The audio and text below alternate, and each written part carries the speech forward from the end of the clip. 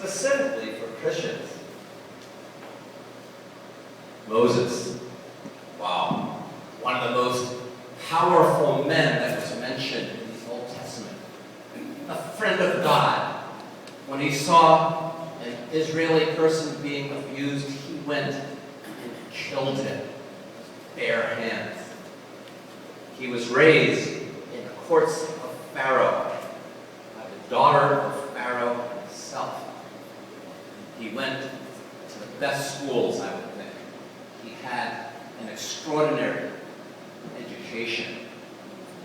And yet, when he killed this Israeli person, he got afraid. He said, surely you can kill him for doing this. He fled out to a very far place in the wilderness.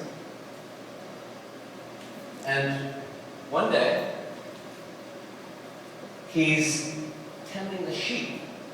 You know, can you imagine going from the courts of the Pharaoh of Egypt, and all of a sudden, he's out taking care of sheep out in the countryside? And while he is taking care of the sheep, boring job, watching them eat grass. All of a sudden, he looks and he sees this bush that is burning.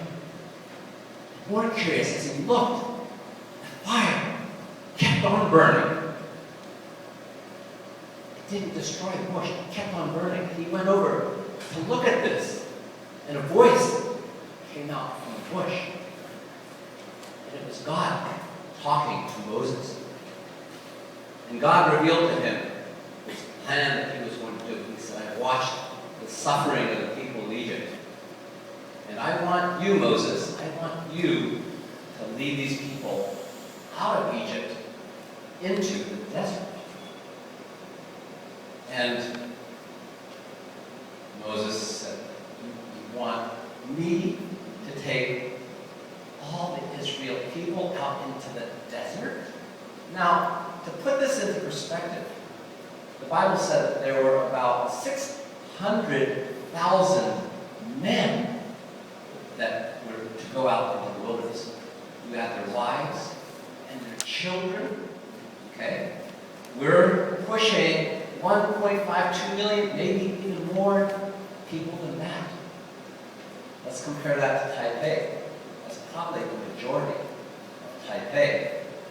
Going out into a place where there's no food, no water, and I think Moses thinking, yeah, Lord, that's a pretty good plan. Here it is, a miraculous burning bush before his eyes, and a voice talking to him, and he goes, God, what if I tell them this, and they won't listen to me? And God said, throw your staff on the ground. When he did, what would happen? Oh my gosh! Turned into a snake. And he drops it. He runs from it, scared to death. And God said, okay, now pick it up by its tail. And he grabbed the tail. And here was his staff again. Miracle number one. The next thing, as he's looking there, God's talking, he's still, okay, that wasn't enough. Okay, rod into a snake. God, I'm still not convinced. So God tells him, okay, take your hand and put it into your cloak. Okay? Hold there for a second and take it out. And oh my gosh, what did he see? A hand that was infected with the most dreaded disease of that time, leprosy. It was ugly, and it sent a stroke of fear through his heart. Oh my gosh. God, are you going to leave me like a kid? Make it back to normal. I'll do what you said. God said, okay, put it back in your cloak. Pull it out again. Oh, it was healed right before his eyes.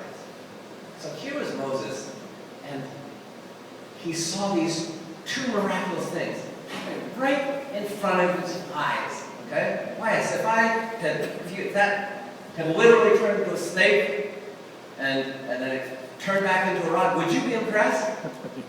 Yes, Aragon. If you saw my hand and it was healthy and I put it in there and it came out looking just awful,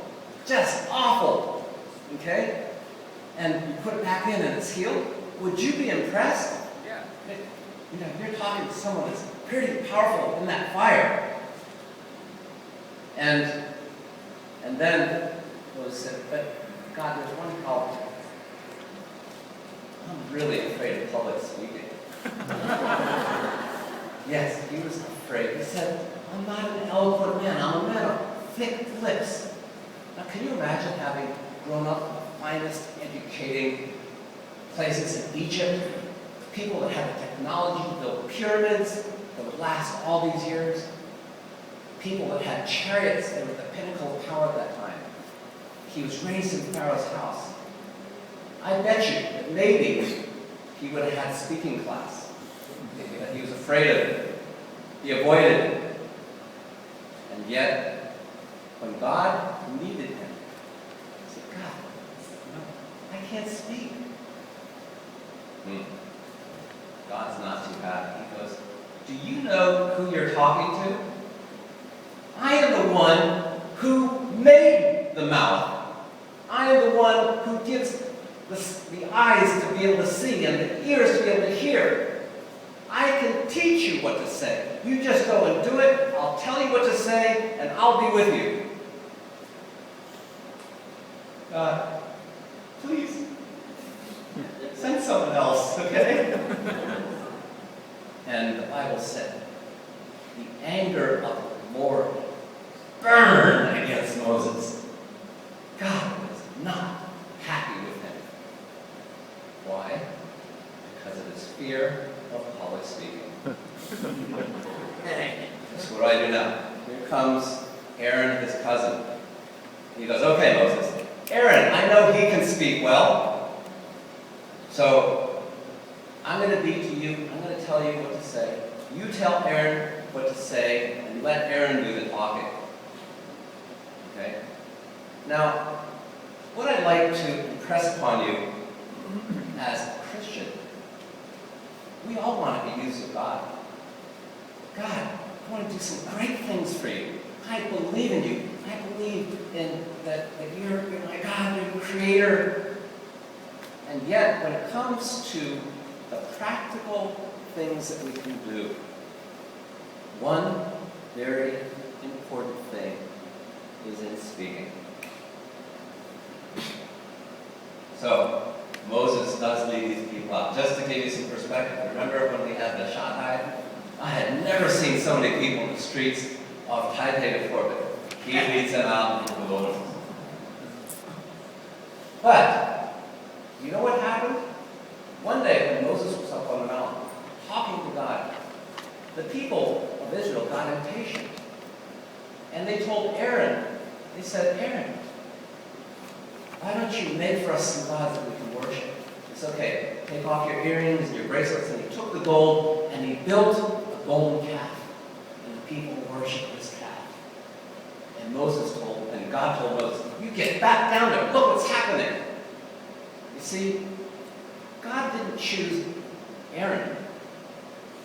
Yes, he spoke well, but there was something wrong with his heart, something flawed in his character. He wanted Moses.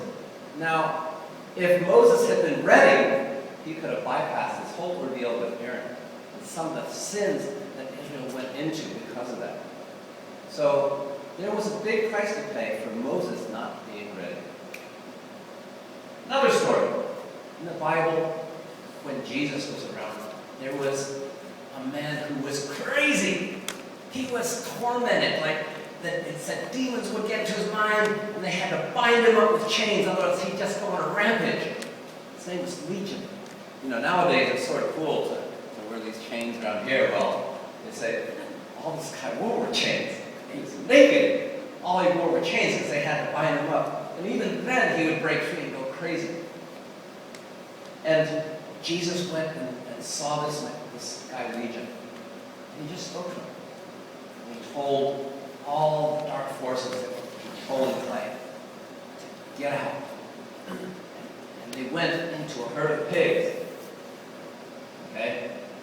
pigs, the torment from those demons, they went well, and they just ran off a cliff. And finally, this guy Legion, he's in the right mind. And he said, Jesus, oh, please, let me go with you, let me travel with you. I want to be with you. Because that torment that he'd been experiencing for years and years, and all of a sudden, he was a new person. It would be normal to want to be with the person that did that for you, right? But do you know what Jesus said to him? He said, no, I want you to go to your own people and tell them how much the Lord has done for you and how he has had mercy on you. Wow. Usually before you can go preach, you go to seminary. And this guy went from lunatic to preacher in a split second. Now, can you imagine Legion going back? And when we communicate, there are levels of how we communicate. Okay? You can say, some people can speak, and you hang on every word. Some people speak, and oh, they're so boring. Okay? Now, imagine Legion going back to the crowds where he is. And when he arrives, people start running, because here's the crazy guy. Okay? And he goes, Athena, remember me? She's running this way. No. I'm the crazy guy, but I'm different now. Jesus healed me. The demons are gone, and I'm normal now. Okay, now, that would qualify as going and telling what God did for him. But you know, I'm sure that maybe as he did this more and more, he might have improved in his storytelling. He might have been able to connect to people in a better way. He might say, oh, you know what? I look into your eyes, Aaron, and I just see that torment. You know, I was there. I know what it's like. But let me tell you, I also know what it's like to have the answer and have that taken away. And he might have told the story about what he used to do when he was crazy, what the feeling was. And people would take an interest in what he was saying because this is the guy that they knew and saw for years and years. And he could improve, he could have followed what Jesus told him, but he could have done it good, he could have done it better, and he could have done it best. Right, Neil? Good? Better. Best. Never let it rest until your good is better and your better is best. So, what I want to explain is, in speaking, there are many ways in which you can communicate. There are preachers who are dynamic, that really reach in there. You want to cry. You feel so inspired. You feel so convicted. And their delivery is powerful, and they know how to connect with people. And there are some which you start thinking about wanting to play baseball, TV show, pulling out your smartphone, looking at Facebook, right? So, as a Christian, the thing I want to challenge you is that it's not only just to be okay when God tells you to do something, but you are prepared. Okay. So, God told to go back and tell. And when you read through the Bible, when you think of the Bible stories, I want every time you see the word tell, preach, teach, I want you to take special attention. Because if you've ever prayed that prayer, God, I want to be used of you. There are some very simple things that Jesus told people to do, and a lot of it involved talking. And if you're going to do that, whether you're a small group leader, or whether you're the preacher in church, this is something that you have to face. I had a very interesting conversation with Christina Arquette, not our Christina Timer. She was with Heavenly Melody. They performed all over the place. She is an incredible pianist. And she's on TV for Let's Talk English for ORTV.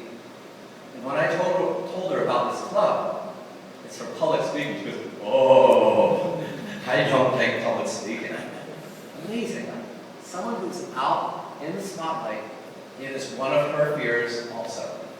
It was one of Moses'